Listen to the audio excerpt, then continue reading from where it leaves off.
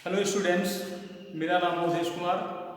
मैदान बहादुर inter college Bandipur Ambedkar Nagar से आज मैं क्लास 9th का भूगोल का पहला अध्याय पढ़ाऊंगा आपको, जिसका नाम है आकार और स्थिति। भारत का आकार और स्थिति। आप लोग देख रहे होंगे आपके सामने भारत का मानचित्र बना हुआ है और इसमें हम आज पढ़ेंगे कि भारत किस गोलार्ध में है, इसका अक्षांशीय विस्तार क्या है, देशांतर विस्तार क्या है, इसका क्षेत्रफल कितना है, इसकी लंबाई कितनी है, चौड़ाई कितनी है, आदि चीज़ों का आज हम अध्ययन करेंगे। और हाँ, यह सिर्फ 9th के ही लिए नहीं है, बाकी बच्चों जैसे मान लीजिए इंटर में भी कोई भूगोल पढ़ रहा उसके लिए भी काफ़ी इम्पोर्टेंट है। तो बहरहाल हम आज 9th का ही पढ़ाएंगे, ज़्यादा कुछ नहीं विस्तृत। तो स्टार्ट करते हैं वीडियो। सबसे पहले हम देखेंगे कि भारत किस गोलार्ध में स्थित है। अगर कोई आपसे पूछ ले कि भारत कहाँ पर स्थित है तो क्या आप बताएंगे कि भारत पृथ्वी पर स्थित है? नहीं। आप अगर जब भी आपसे कोई पूछे तो सबसे पहले आप सिंपल भाषा में कहना कि भारत उत्तरी गोलार्ध में स्थित है। अब उत्तरी गोलार्ध का मतलब क्या है? अब जैसे मान लीजिए ये आपका एक ग्लोब हो गया या मान लीजिए आपकी पृथ्वी हो गई, ठीक है। तो ये आपकी हो गई भूमध्य रेखा अर्थात 0 अंश अक्षांश, ठीक है। यहाँ पर अगर हम थोड़ा ऊपर जाएंगे 1 हो जाएगा, 2 हो जाएगा, 3 हो जाएगा, 4 हो जाएगा, अर्थात जो पूरब, हाँ एक चीज और, इसमें पूरब किधर है? इधर आपका पूरब हो गया, इधर आपका पश्चिम हो गया, इधर आपका उत्तर हो गया, इधर आपका दक्षिण हो गया। जो रेखाएं पूरब से पश्चिम की तरफ खींची गई हैं उन्हें हम कहते हैं अक्षांश रेखाएं, और जो रेखाएं ऊपर से नीचे अर्थात उत्तर से दक्षिण या दक्षिण से उत्तर की ओर खींची होती हैं उन्हें हम कहते हैं देशांतर रेखाएं, ठीक है। अगर आपसे कोई पूछे कि भारत किस गोलार्ध में है तो हम सिंपल सी भाषा में कह सकते हैं कि भारत उत्तरी गोलार्ध में है। कोई दिक्कत? ठीक है। चलिए अब हम थोड़ा अक्षांश और देशांतर से, किसी भी देश को हम अक्षांश और देशांतर से ही कंफर्म करते हैं कि यह किस जगह पर है, ठीक है। तो स्टार्ट करते हैं। भारत का सबसे जो दक्षिणी बिंदु है वो 8 अंश 4 मिनट। शब्द क्या लगेगा? ये उत्तर है। उत्तर क्यों है? क्योंकि यहाँ पर 0 है, 0 से अगर हम ऊपर जाएंगे, भारत यहाँ पर है तो 1 2 3 4 करके अक्षांशों की संख्या ऊपर बढ़ती जाएगी। अब यहाँ से है स्टार्ट दक्षिणतम बिंदु। अब भारत मान लीजिए यहाँ पर है, ठीक है ना, इसलिए हम क्या शब्द लगाएंगे? उत्तर। उत्तर क्या लगाएंगे? अक्षांश लगाएंगे, क्योंकि हम अक्षांश को बता रहे हैं ना कि देशांतर। तो 8 अंश 4 मिनट उत्तरी अक्षांश से लेकर 8 अंश 4 मिनट उत्तरी अक्षांश से लेकर 37 अंश 6 मिनट, वही शब्द लगेगा उत्तरी अक्षांश।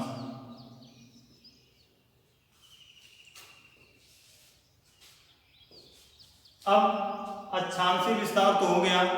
अब देखेंगे हम देशांतर में इसका क्या विस्तार है।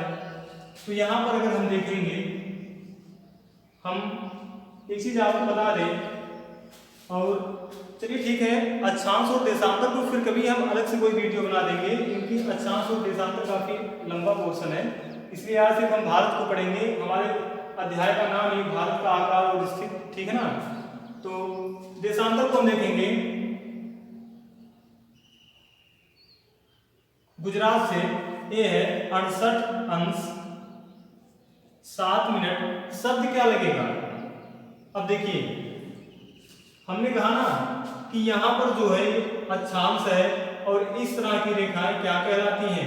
देशांतर रेखाएं कहलाती हैं, ठीक है। अब जब हम ऊपर से नीचे आ रहे हैं अर्थात उत्तर से दक्षिण की तरफ आ रहे हैं तो हम अक्षांश नहीं कहेंगे, क्योंकि अक्षांश रेखाएं पूरब से पश्चिम या पश्चिम से पूरब की तरफ खींची जाती हैं और देशांतर रेखाएं उत्तर से दक्षिण या दक्षिण से उत्तर की तरफ खींची जाती हैं। तो 68 अंश 7 मिनट, क्या शब्द लगेगा? पूर्वी, क्योंकि यहाँ पर पूरब है, ये 0 अंश है और यहाँ से पूरब, तो शब्द क्या लगेगा? पूर्वी देशांतर। 68 अंश 7 मिनट पूर्वी देशांतर से यहां तक, कहां तक? 97 अंश 25 मिनट, वही शब्द लगेगा पूर्वी देशांतर तक है। कोई दिक्कत? कोई दिक्कत इसमें किसी को नहीं होगी। चलो इसको हम याद भी करवा देते हैं। आप सिर्फ क्रम देखिए। 8 अंश 4 मिनट, सबसे पहले हमने यहाँ देखा, फिर हमने इसको देखा, फिर हमने इसको देखा, फिर हमने इसको देखा। इसको हम याद करवा दे रहे हैं, छोटी सी ट्रिक है, इसको देख लीजिए। जैसे आप एक शब्द याद करिए, एक क्या नाम है? अंक 87। कोई दिक्कत? देखिए 8 7 8 7, कोई दिक्कत नहीं। ऊपर वाले को छोड़ दीजिए, ठीक है ना। फिर आप 3 का पहाड़ा पढ़ दीजिए, 3 के 3, 3 दूनी 6, 3 त्रिका 9। अब देखिए 8 यहाँ पर भी है, 8 यहाँ हो गया, 8 से 37, 67, 97, 97, ठीक है। बाकी मिनट को आप याद कर लीजिएगा, ठीक है ना। हमने अंश को आपको याद करवा दिया है, कोई दिक्कत? चलिए ठीक है, बराबर ट्रिक में मत जाइए। अब हम देखेंगे कि भारत का क्षेत्रफल में कौन सा स्थान है और भारत का क्षेत्रफल कितना है और संपूर्ण विश्व के क्षेत्रफल का भारत का क्षेत्रफल कितना है, ठीक है। चलो ठीक है।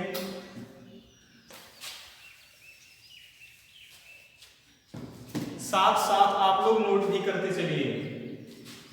विश्व में भारत का क्षेत्रफल में 7वां स्थान है, ठीक है।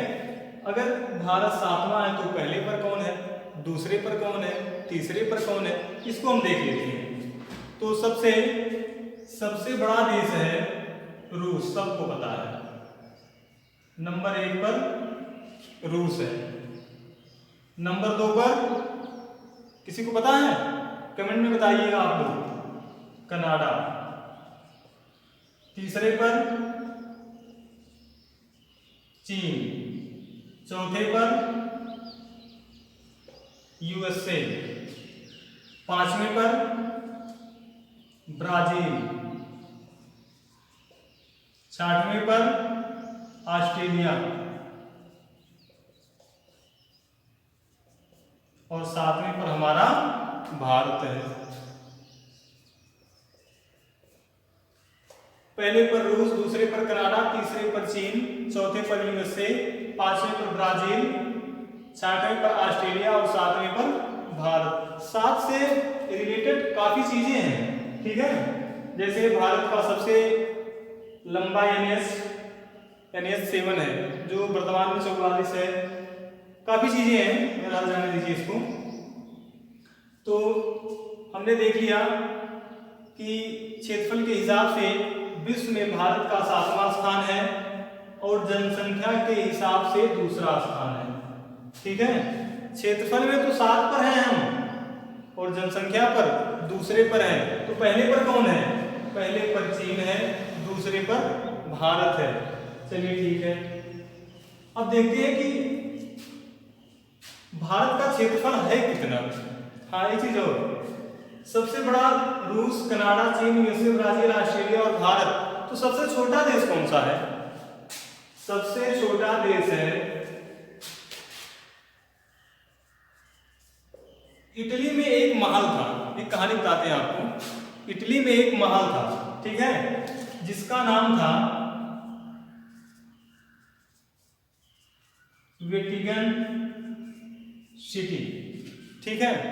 कुछ नहीं है, एक इतना बड़ा महल है जिसमें 1000 लोग आ सकते हैं, ठीक है। इसमें एक धर्मगुरु बैठते थे, तो उनके अनुयायियों ने अपने सरकार से कहकर उसको एक देश घोषित करवा लिया। और जब देश घोषित हो गया तो उसमें अलग प्रधानमंत्री भी होंगे, सब कुछ होगा, उसको देश का दर्जा मिल गया, ठीक है। तो कहने का मतलब ये है कि सबसे छोटा देश वेटिकन सिटी है। कहां पर है? इटली में है। कोई दिक्कत? सबसे बड़ा रूस, सबसे छोटा वेटिकन सिटी। और भारत का क्षेत्रफल कितना है? 32,87,263 किलोमीटर स्क्वायर, 32,87,263 वर्ग किलोमीटर भारत का क्षेत्रफल है। और विश्व के कुल क्षेत्रफल का 2.4% है। क्लियर हो गया?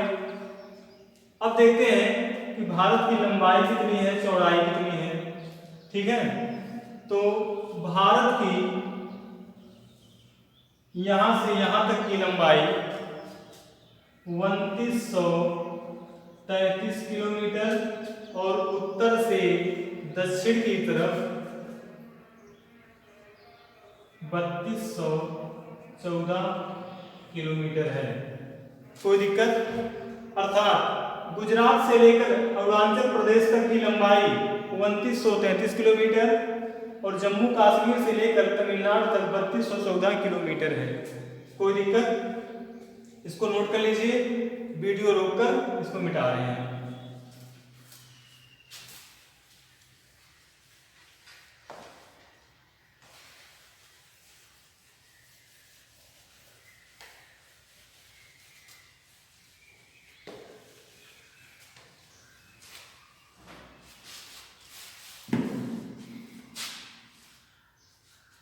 अब देखते हैं भारत की तटीय सीमा और स्थलीय सीमा। सबसे पहले हम देख लेते हैं कि भारत के कुछ पड़ोसी देश भी हैं। जैसे पड़ोसी देश जो होंगे उन्हीं के साथ भारत की स्थलीय सीमा लगेगी, और जो समुद्र के किनारे जो भी भारत के राज्य होंगे उसको हम कहेंगे तटीय सीमा, और पड़ोसी देशों के साथ जो सीमा लगेगी उसको हम कहेंगे स्थलीय सीमा। तो भारत के कुछ पड़ोसी देश हैं, उसको भी हम क्रम से याद करवा दे रहे हैं।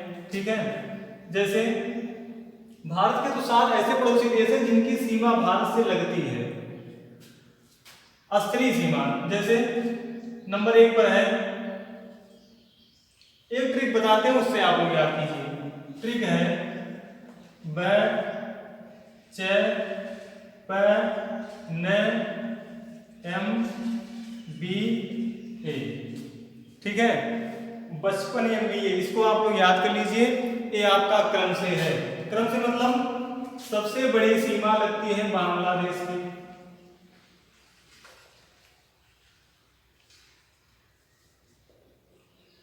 दूसरे पर है चीन, तीसरे पर है पाकिस्तान, चौथे पर है नेपाल, 5वें पर है म्यांमार, और बी का मतलब भूटान, और लास्ट में है अफगानिस्तान। ठीक है, इसको आप लोग, ये आपका क्रम है। सबसे लंबी सीमा बांग्लादेश की है, उसके बाद चीन की, उसके बाद पाकिस्तान की, उसके बाद नेपाल की, म्यांमार, भूटान और अफगानिस्तान की। बांग्लादेश की लगभग है 4096 किलोमीटर, सबसे लंबी है बांग्लादेश की सीमा भारत के साथ, और सबसे छोटी है अफगानिस्तान की लगभग 106 किलोमीटर। ठीक है ना? अब देखते हैं तटीय सीमा। अच्छा हाँ, यहां से लेकर यहां तक जो हमारे स्थल सीमा की लंबाई है, इसकी लंबाई है 15,200 किलोमीटर। ठीक है, स्थल सीमा की लंबाई 15,200 किलोमीटर है, और तटीय सीमा की लंबाई है 6100 किलोमीटर, 6100 किलोमीटर। लेकिन अंडमान निकोबार द्वीप समूह को और लक्षद्वीप को छोड़कर है। अगर उसको भी हम साथ में जोड़ देंगे तो उसकी लंबाई हो जाएगी 7516.6 किलोमीटर। ठीक है, एक चीज और, अभी हम बताएं आपको कि 8:04 उत्तरी अक्षांश। ठीक है, ये यहाँ पर है आपका जो सबसे दक्षिणतम बिंदु है कन्याकुमारी। अगर उसके नीचे हम देख लेंगे अंडमान निकोबार को देखेंगे, ठीक है, तब इसका अक्षांशीय विस्तार हो जाएगा 6:04 उत्तरी अक्षांश। कोई दिक्कत? चलिए ठीक है। और हाँ, हमारे जो भारत के राज्य हैं जिनकी सीमा तटीय सीमा कहलाती है, ऐसे वे 9 राज्य हैं। और जो हमारी स्थल सीमा की लंबाई जो हमारे पड़ोसी देशों के साथ लगती है, ऐसे 17 राज्य हैं। ठीक है, कोई दिक्कत? 17 कैसे हैं देख लीजिए। बांग्लादेश के साथ हमारे 5 राज्य सीमा साझा करते हैं, चीन के साथ भी 5,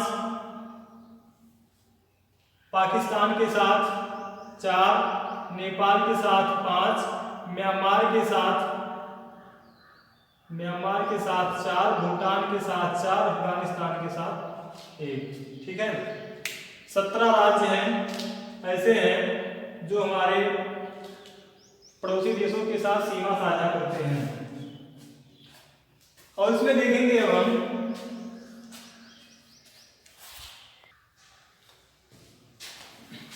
अब देखेंगे कि हम भारत में सबसे बड़ा राज्य कौन सा है, सबसे छोटा राज्य कौन सा है, सबसे बड़ा जिला कौन सा है, सबसे छोटा जिला कौन सा है।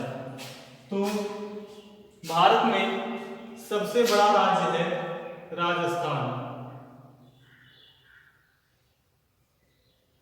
दूसरे नंबर पर है मध्य प्रदेश, तीसरे नंबर पर है महाराष्ट्र, और चौथे पर है आपका यूपी।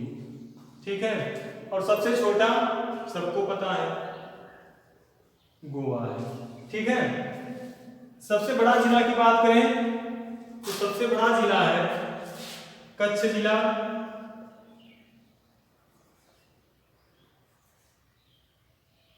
और सबसे बड़ा जिला है कच्छ जिला, दूसरे पर है लेह, और तीसरे पर है जैसलमेर। ठीक है, और सबसे छोटा है माहे जिला। ठीक है, अब हाँ एक चीज हम थोड़ा छूट गया था, यहां पर देख लीजिए, भारत के बीचों बीच से एक रेखा गुजरती है जिसका नाम है कर्क रेखा। कर्क रेखा भारत के 8 राज्यों से होकर गुजरती है, इसको भी याद कर लेना। वे राज्य कौन कौन से, इसको देख लीजिए एक बार। राजस्थान, मध्य प्रदेश, झारखंड, छत्तीसगढ़,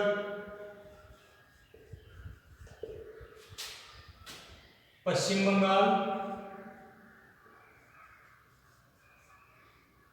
गुजरात,